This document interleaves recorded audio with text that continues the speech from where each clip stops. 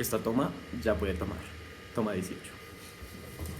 Hola, mi nombre es Mariana Hoyos y estoy en el grupo con Ceja Yerbe y Susana Linares.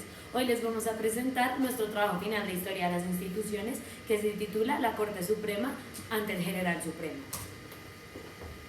Para empezar, vamos a empezar con el índice de nuestra presentación. Primero formularemos una pregunta-problema que nos va a ayudar a contextualizarnos en el espacio y el momento del que estamos hablando. Segundo, vamos a plantear una tesis, la posible respuesta a esta pregunta. A partir de eso vamos a mostrar la línea argumentativa, que es en la que nos basamos para responder esto.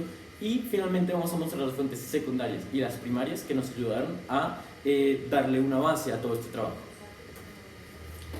Bueno, la pregunta-problema que nos quisimos plantear es: ¿en qué medida las decisiones de la Corte Suprema de Justicia instaurada por Gustavo Rojas Pinilla influenciaron el gobierno en general durante el periodo de 1953 a 1956?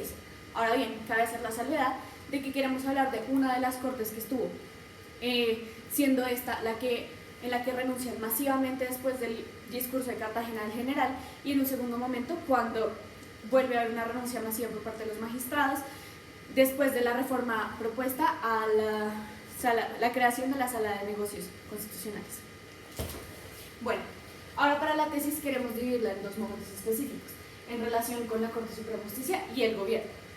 En primer momento, la Corte limita sus decisiones de manera que favorece el poder y la capacidad de actuación de la rama ejecutiva. Y en un segundo momento es cuando Rojas Pinilla propone una reforma al Poder Judicial. Esta se muestra resistente y se opone al control que va a ejercer el general. Listo, ahora, para la línea argumentativa. Así como hemos dividido la tesis, vamos a dividirla en dos momentos. Un momento que estuvo más que todo a favor, o pues favoreció al gobierno de Rojas Pinilla, y un segundo momento en el que ya se vio un poco más de resistencia. En el primer momento vamos a basar nuestro argumento en el control al estado de sitio y a la constitucionalidad de actos de la Asamblea Nacional Constituyente. El primer punto, hacemos referencia, es a cómo la Corte utiliza diferentes temas de justicia bastante rutinaria para establecer doctrina, especialmente frente a qué consideraba que era el estado de sitio. La Corte, al declarar qué es lo que es el estado de sitio y darle mucha más amplitud a este término, hace que las decisiones que tome el general sean mucho más amplias. Por otra parte, lo que respecta a la constitucionalidad de la Asamblea Nacional Constituyente, hacemos referencia específicamente a los actos que dieron validez al gobierno del general. ¿Por qué? Porque fue la Asamblea Nacional la que le dio validez a esto, y cuando los demandaban por inconstitucionalidad, la Corte se rehusaba a emitir sentencias, pues consideraba que la ANAC tenía un poder constituyente y por lo tanto ellos no podían actuar en contra de este. Por otra parte, lo que respecta una vez ya se torna más resistente al gobierno, vamos a verlo también en dos argumentos principales. La primera es la reforma al Poder Judicial y la segunda es la elección de magistrados.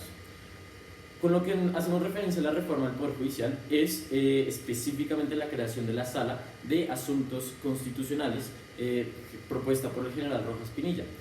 Esto consideraron los magistrados que era una gran forma del gobierno de inmiscuirse en los negocios que eran propios de esta sala, y por lo tanto es que renunciaron masivamente, generando así un vacío y un gran desbalance de poderes. Por otra parte, lo que es la elección de magistrados, también se mostró cómo el gobierno de Rojas Pinilla tuvo una gran forma de influir en la Corte, al ser el que elegía a los magistrados, y hacía que hubiera un gran descontento en los magistrados actuales, pues consideraban que no era competencia del gobierno, sino que debía ser de otra rama. Bueno, queremos comenzar hablando de nuestras fuentes secundarias.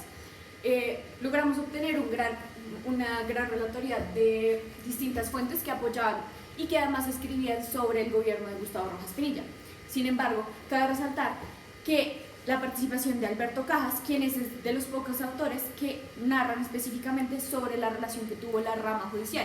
Él hace un recuento histórico sobre la rama judicial y hace además un hincapié específicamente en el momento en el que nos interesa, que es la relación que tiene el Poder Judicial en el gobierno de Gustavo Rojas Pinilla. Adicionalmente, existen otros autores como Ate Ortúa que hacen énfasis en cómo el poder en el poder ejecutivo se relacionaba con otro tipo de poderes, más específicamente el de los militares. Finalmente, queremos hacerle también un llamado al autor Valencia, quien hace un escrito con relación al Poder Ejecutivo, relacionándolo un poco con el judicial y cómo estas distintas ramas llevaron una relación durante el gobierno de Rojas Pinilla. Queremos continuar exponiendo las fuentes primarias que soportan nuestra investigación. Encontramos variedad de artículos periodísticos que nos permiten observar cuál era la opinión pública, pero realmente los que nos mostraron era la gran censura que tenía la prensa en ese entonces. La mayoría de artículos durante el gobierno de Rojas Pinilla halagaban al gobierno precisamente porque aquellos que trataban de criticarlo eran censurados, como es el caso de El Tiempo y El Espectador, que tuvieron que cambiar su nombre en este momento. Sin embargo, encontramos una entrevista con el mismo general Rojas Pinilla 3 años después de que el régimen desistió, que nos muestra un poco una prensa un poco más honesta respecto a esto. Adicionalmente, encontramos que habían ciertas columnas de opinión que daban noticias informativas con respecto al tema y lo que estaba ocurriendo en ese momento. Sin embargo, estas no eran de gran explicación y realmente no se encontraba mucha información con respecto a lo que pasaba del gobierno en ese momento. Finalmente también vamos a hacer uso de un archivo personal que es el de general Ayerbe. Él relata lo que aconteció el día 13 de junio de 1953 cuando Rojas Pinilla toma el poder, especialmente la influencia que tuvo él frente a los militares. Muchas gracias por su atención. Cualquier duda que tengan nos pueden escribir a nosotros.